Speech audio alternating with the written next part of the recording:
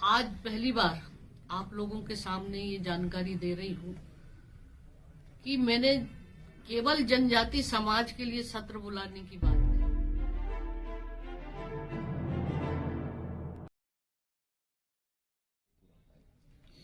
देखिए, आरक्षण का जो बिल के बारे में मैं बताना चाहती हूँ कि मैंने एक पत्र लिखा था सीएम साहब को, और जो परिस्थिति 58 को लेकर जो हाई कोर्ट ने उस संशोधन को जो है 2012 का जो हुआ था, जिसमें 50 से ऊपर 58 कर दिया था और उसको उन्होंने अवैधानिक रूप से घोषित कर दिया।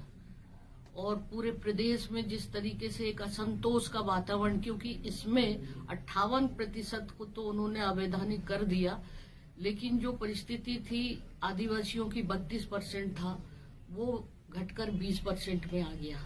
और पूरा सर्व आदिवासी समाज ने इसको पूरे प्रदेश स्तर पर जन आंदोलन शुरू किया। और मैंने और लोगों ने मुझे आवेदन दिया, राजनीतिक दलों ने, सामाजिक संस्थाओं ने, कि हमारा 20 से 32 बढ़ा है जनजाति समाज, क्योंकि उन्हीं का घटा था। ओबीसी का तो यथावत था, एससी का भी यथावत था। तब मैंने मुख्यमंत्री जी को कहा था, लिखा था, और व्यक्तिगत तौर पर भी मैं जानकारी ले रही थी कि इसमें तत्काल कार्रवाई होनी चाहिए। पूरे प्रदेश में एक असंतोष का वातावरण है।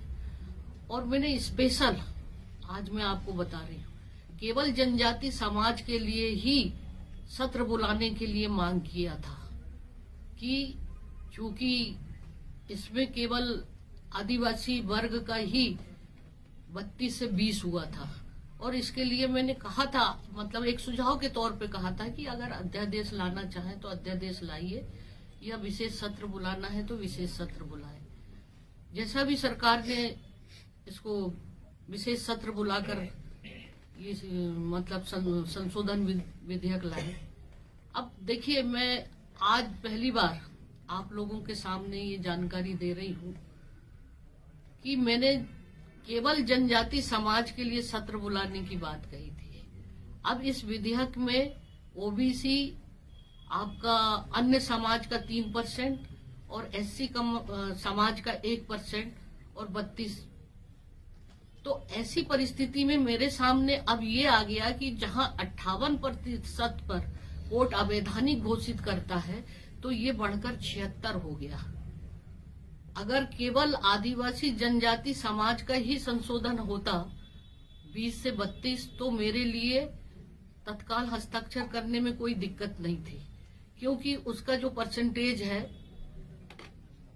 उसका जो डाटा सरकार के पास था, तो वो उनमें कोई दिक्कत नहीं थी। अब चूंकि 76% ओबीसी का और 13% एससी का और अन्य का, ऐसे 76%, तो ये जो एक तकनीकी पहलू आया है कि मेरे सामने ये देखना है कि क्वांटिफाइबल जो डाटा है, वो उस डाटा की जानकारी लेना।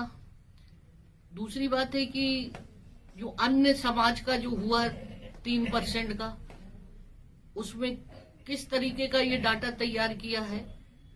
तीसरा, ये तमाम जो है ट्राइबल का जो रोस्टर की तैयारी क्या है, क्योंकि ये सब 2012 के है, तो इनका रोस्टर बना कि नहीं।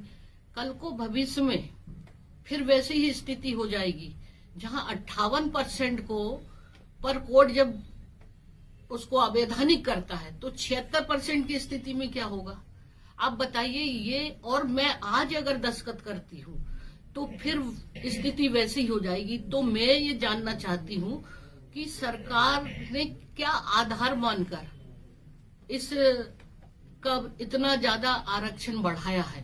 और ऐसी परिस्थिति में अगर मामला फिर उलझ जाएगा, तो न एससी को फायदा होगा और न ही इसमें ओबीसी को या जनरल को, न एसटी को।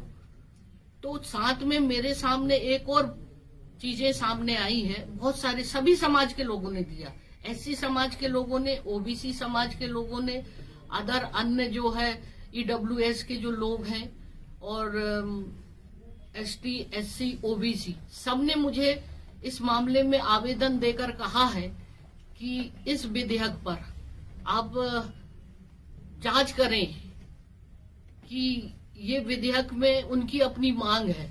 तो विभिन्न आवेदनों का भी मैं परीक्षण कर रही हूँ, एकदम बिना सोचे समझे, एकदम हस्ताक्षर। तो क्योंकि इसमें सभी लोगों ने आपत्ति लगा दी है जो मेरे पास ज्ञापन आए हैं, तो मैं वो सब चीजें देख रही हूँ और वो तमाम चीजों से मैं संतुष्ट हो जाऊं, क्योंकि ये मामला अब बहुत बड़ा हो गया है। केवल ट्राइबल का 32-20 वाला रहता तो मुझे कोई दिक्कत नहीं थी। तो इसी कारण ये विधेयक को अभी मैं हस्ताक्षर नहीं